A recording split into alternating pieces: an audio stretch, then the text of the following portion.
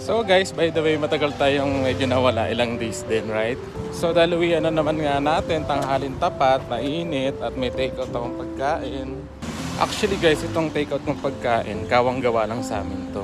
Biryani nga pala to guys, so wala namang bago, di ba? Arabic food, madalas biryani. So bali kung mapapansin nyo, dalawa yan, dalawang pack, isa kami ni Chris.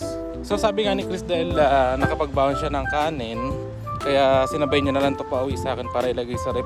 Siguro kakainin niya mamayang gabi. But wait, there's more. Hindi ba napapansin yung payong ko ngayong bago? Diba? Kasi laki ng parachute.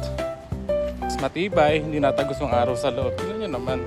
Actually, hindi rin naman sa akin to, kay Chris to. Bali kasi yung gamit ko talagang payong na checkered, kay Chris talaga yon. So one time kasi may umakyat na kabila namin na nakatira sa baba. Tapos inalok to kay Chris yung payong. Kaya ang nangyari, yung payong na checkered ni Chris na luma, napunta sa akin. Ito napunta sa kanya, binili niya. So that's it for today's update. Bye! So have a look with the biryani guys. Kain!